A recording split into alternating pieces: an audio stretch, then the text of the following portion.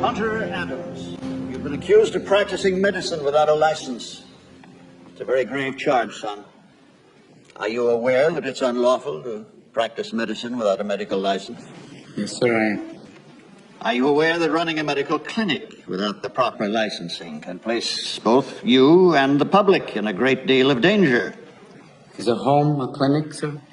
If you are admitting patients and treating them, physical location is irrelevant. Sir, will you define treatment for me? Yes, treatment would be defined as the care of a patient seeking medical attention.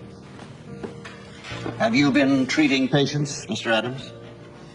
Well, sir, I live with several people. They come and go as they please. I offer them whatever help I can. Mr. Adams, have you or have you not been treating patients at your ranch? Everyone who comes to the ranch is a patient, yes.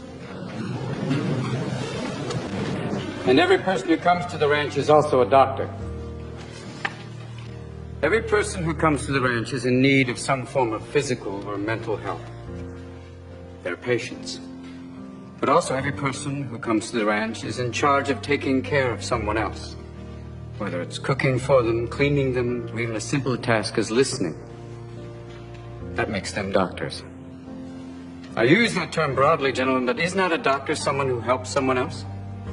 When did the term doctor get treated with such reverence as, oh, right this way, Dr. Smith, or, excuse me, Dr. Scholes, what wonderful foot pads, or, pardon me, Dr. Patterson, but your flatulence has no odor. At what point in history did a doctor become more than a trusted and learned friend who visited and treated the ill? Now, you ask me if I've been practicing medicine.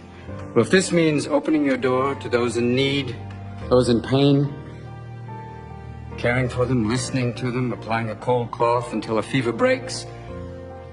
If this is practicing medicine, if this is treating a patient, then I am guilty as charged, sir. Did you consider the ramifications of your actions? What if one of your patients had died? What's wrong with death, sir? What are we so mortally afraid of? Why can't we treat death with a certain amount of humanity and dignity and decency and, God forbid, maybe even humor? Death is not the enemy, gentlemen. If we're going to fight a disease, let's fight one of the most terrible diseases of all, indifference. Now, I've sat in your schools and heard people lecture on transference and professional distance. Transference is inevitable, sir.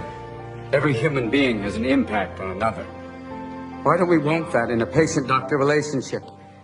That's why I've listened to your teachings and I believe they're wrong. A doctor's mission should be not just to prevent death, but also to improve the quality of life. That's why you treat a disease, you win, you lose. You treat a person, I guarantee you'll win, no matter what the outcome. Now here today, this room is full of medical students. Don't let them anesthetize you. Don't let them numb you out to the miracle of life. Always live in awe of the glorious mechanism of the human body. Let that be the focus of your studies and not a quest for grades, which will give you no idea what kind of doctor you will become. Mr. Adams, please turn and don't address wait the till board. you're on the ward to get your humanity back. Start your interviewing skills now. Start talking to strangers. Talk to your friends. Talk to wrong numbers. Talk to everyone. Mr. Adams. And cultivate friendships with those amazing people standing in the back of the room. Nurses that can teach you. They've been with people every day. They wade through blood and shit. They have a wealth of knowledge to share with you. And so do the professionals you respect. The ones who are not dead from the heart up. Share their compassion. Let that be contagious. Mr. Adams, I demand that you turn and address the board. Sir, I want to be a doctor with all my heart.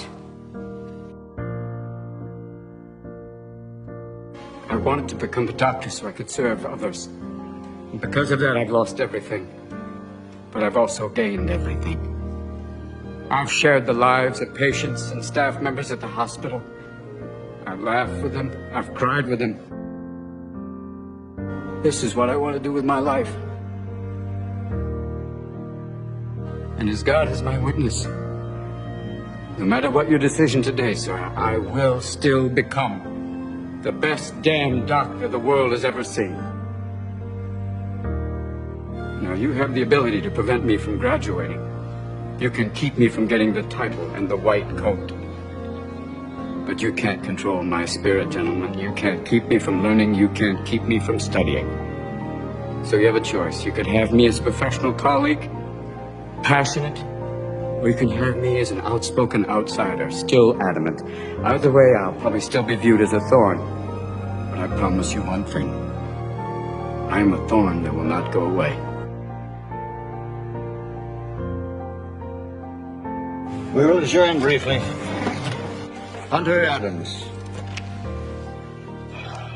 We find your methods less than appealing.